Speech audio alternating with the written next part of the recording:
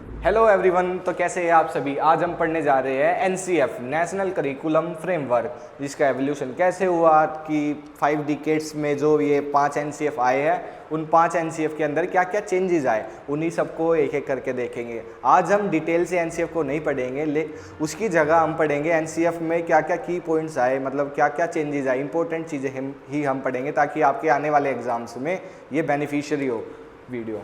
तो सबसे पहले देखते हैं कि एनसीएफ जो कि 5 डिकेड्स में आया। सबसे पहला एनसीएफ आया था 1975 में। उसके बाद अब तक 51 साल हो चुके हैं और इन सालों में कौन कौन सी एनसीएफ आए वो देखते हैं।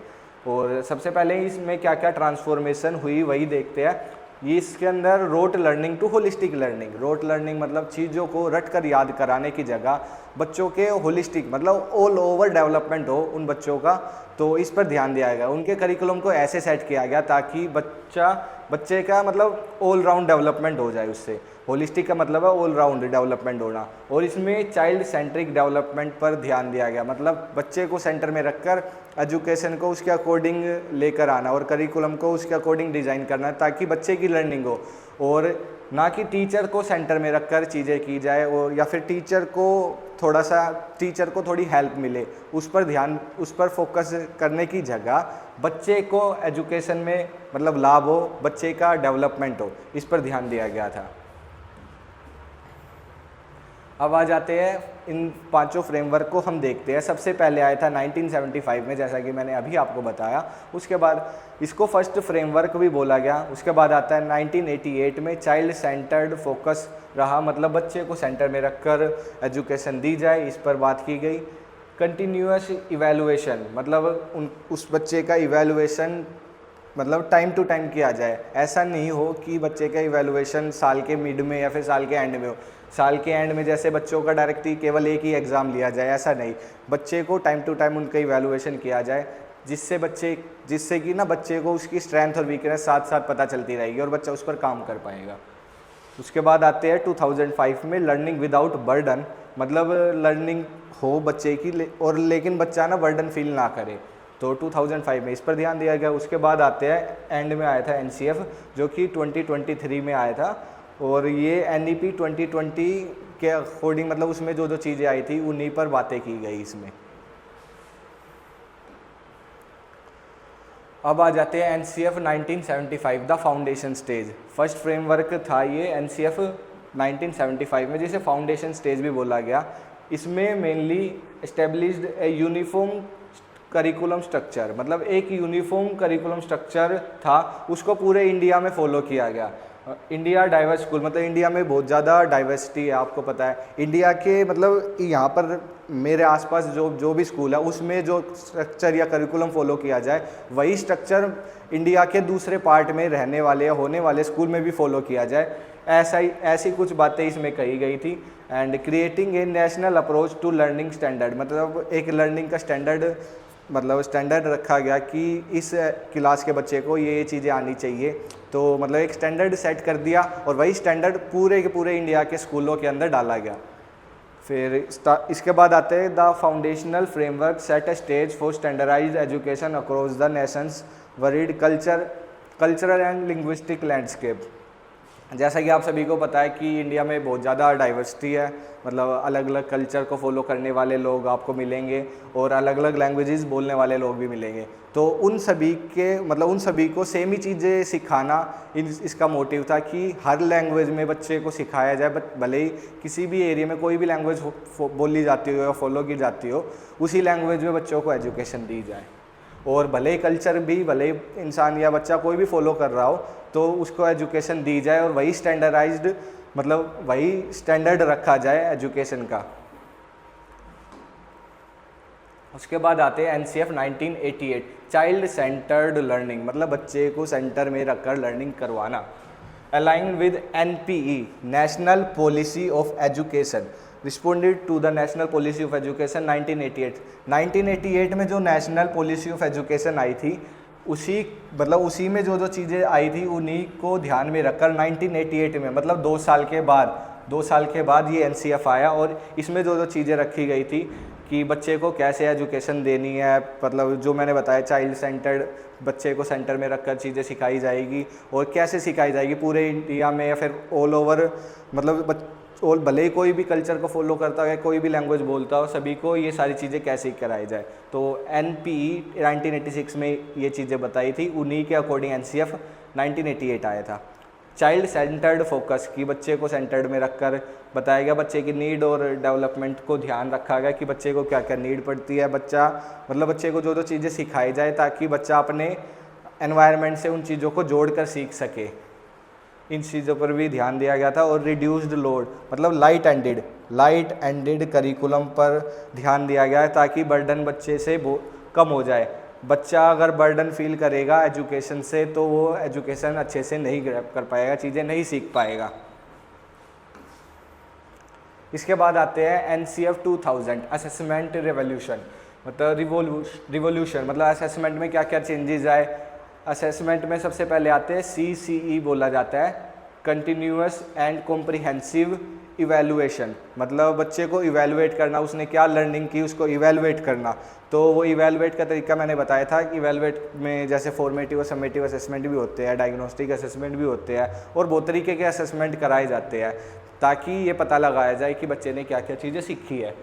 तो इसमें यही बातें की गई थी NCF 2000 में कि introduced CCE to move away purely examination based assessment, कि केवल एग्ज़ाम के बिहाफ पर ही हम असेस नहीं करेंगे, हम बच्चे को कितना आता है, उसने कितना सीखा है, ये केवल एग्ज़ाम से ही नहीं पता चल सकता। उसके असेसमेंट करने के बहुत ज़्यादा तरीके हैं, बच्चे मतलब बहुत ज़्यादा चीज़ें सीखते हैं तो उनका पता लगाने के लिए हमें अलग अलग तरीके के असेसमेंट ही कर सकते हैं।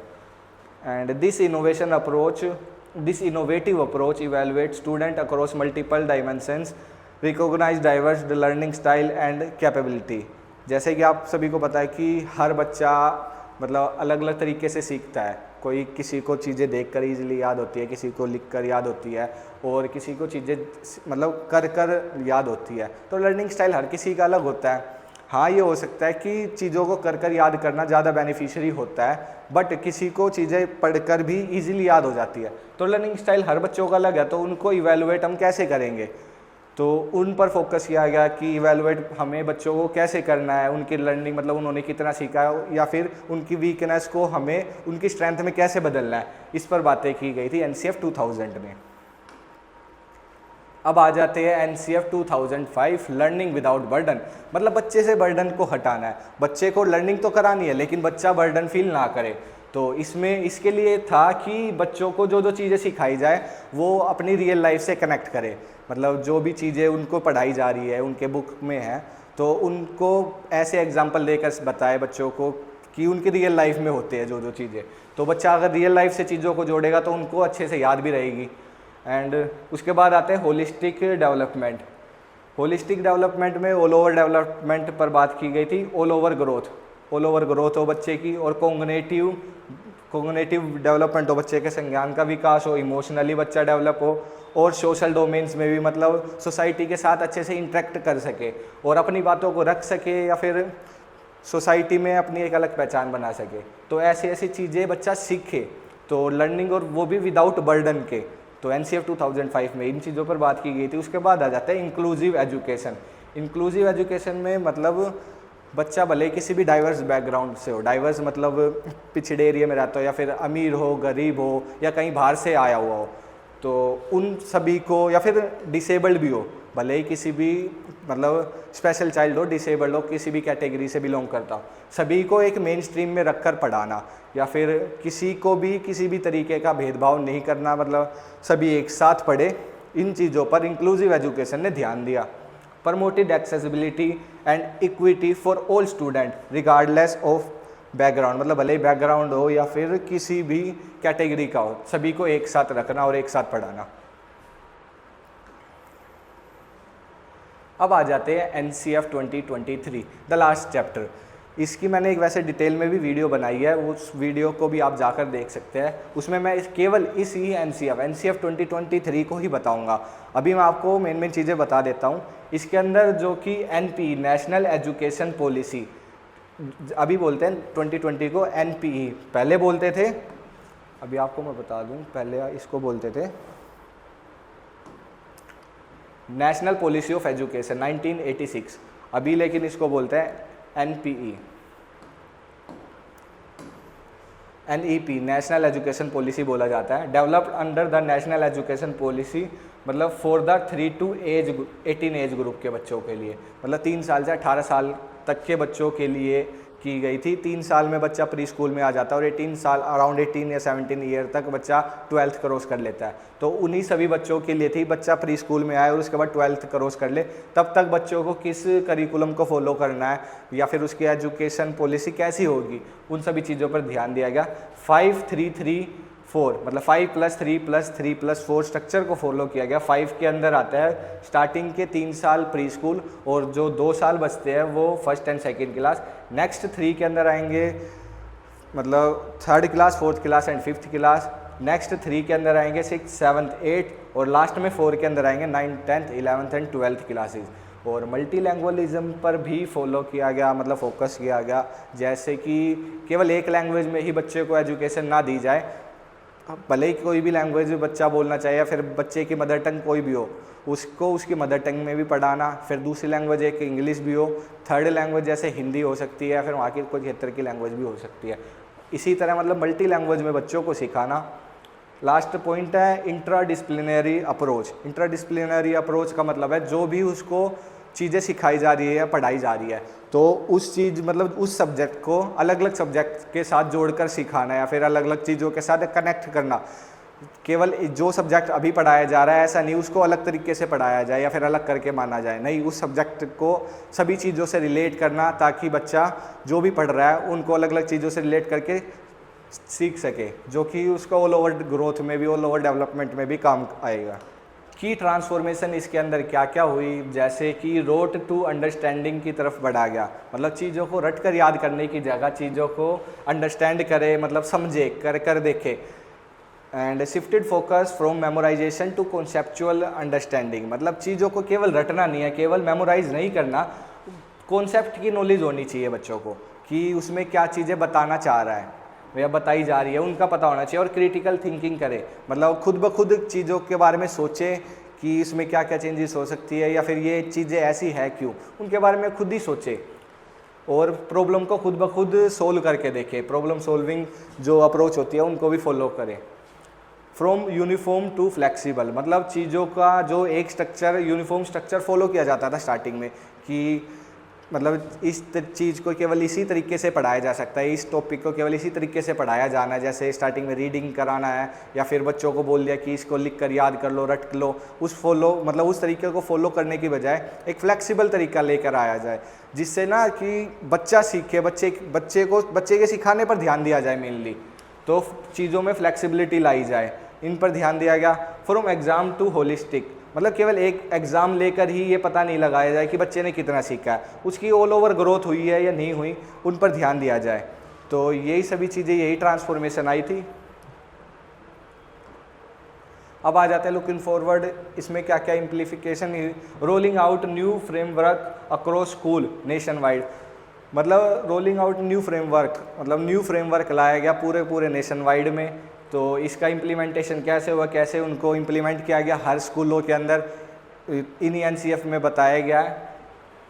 एंड टीचर ट्रेनिंग पर भी ध्यान दिया गया कि इक्विप्ड एजुकेटर हो, मतलब टीचर्स को भी टाइम टू टाइम ट्रेनिंग दी जाए, जैसे अभी भी होता है टीचर्स के लिए सेमिनार भी अटेंड करने पड़ते हैं हर टीचर्स को, तो उन्हें पॉइंट्स भी मिलते हैं, तो वो अटेंड करने ज़रूरी कंपलसरी बना दिए। एंड न्यू पेडागोजिकली अप्रोच, मतलब अप्रोच पेडागोजी भी सिखाई गई टीचर्स को, ताकि अपनी सब्जेक्ट में पकड़ कैसे बनाई जाए, मतलब अपनी सब्जेक्ट को कैसे लिंक करके एजुकेशन से मतलब टीचर बच्चों को सिखाए। एंड कंटिन्यूअस इम्प्रूवमेंट, और कंटिन्यूअस इम्प्रूवमेंट भी कराई जाए, मतलब उसमें फीडबैक भी ऐड ऑन किए जाए। Regular update based on feedback and evolving need, मतलब ज़रूरतों के अकॉर्डिंग उसमें चेंजेस लाए जाए। ऐसा नहीं है कि जिस तरीके से स्टार्टिंग से पढ़ाया जा रहा था उसी तरीके को अब भी फॉलो किया जाए, ऐसा नहीं किया, मतलब उसमें टाइम टू टाइम इम्प्रूवमेंट पर ध्यान दिया गया कि कैसे इम्प्रूवमेंट किया जाए। फीडबैक बच्चों से भी लिया गया और मतलब पेरेंट्स से भी लिया गया, सोसाइटी से फीडबैक लिया गया कि इसमें क्या क्या चेंजेस लाने चाहिए। मतलब इन्हीं फीडबैक के अकॉर्डिंग ये एनसीएफ बनाए गए, फीडबैक को लेकर इनमें बेहतर किया गया इसको।